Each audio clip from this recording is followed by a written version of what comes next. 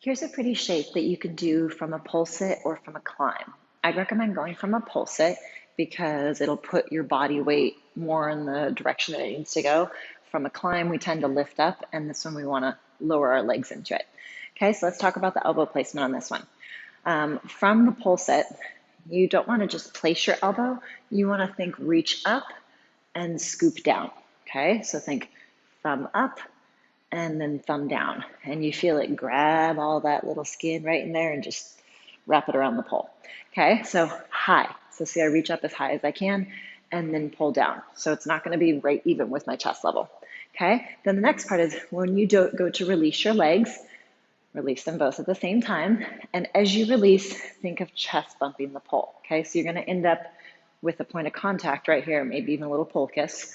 Okay, right here, where exactly is going to vary depending on arm placement, range of motion, your upper back, everything. Okay, but it's going to be somewhere in this area. Okay, so as the legs release, think big breath in, exhale, look up, and think of pushing your chest in or chest bumping the pole. Okay, this hand, very important.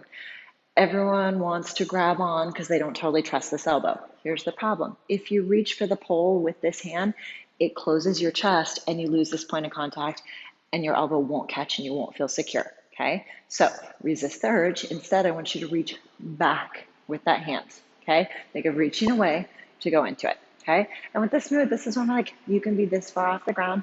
Worst case scenario, you're going to land on your feet. Okay, so I like it on spin. You can go on spin, you can go on static, whichever you prefer. It doesn't matter. I said you're just going to go to a pole sit. You don't have to go super high. I like the look of it on spin just because it's very dynamic. But if you're more of a static or a spin person, you pick.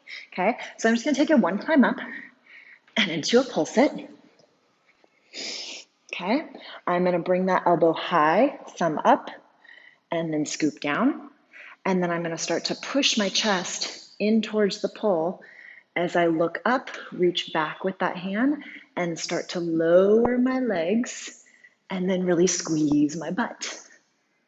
Okay, when you're ready to come back in, bring those legs in, back into a pole sit. Okay, when you are ready to come back in, you can grab with that hand, that's fine, but try to think about trying to bring your legs in at the same time and don't rely on just that hand. Okay, so static or spin, pole sit, thumb up, thumb down, nice and high. As you're ready to release, take a big breath in. Exhale, open. Looking up, hand reaches back. Really squeeze your butt. If you just dangle your legs straight down, they're going to pull you down.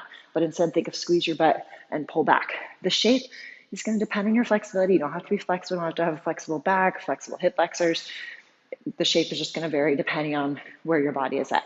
Okay, but holding that elbow. So pretty shape to try out.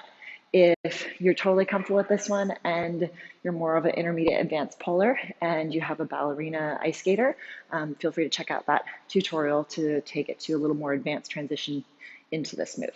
Okay, try it out. Have fun with it.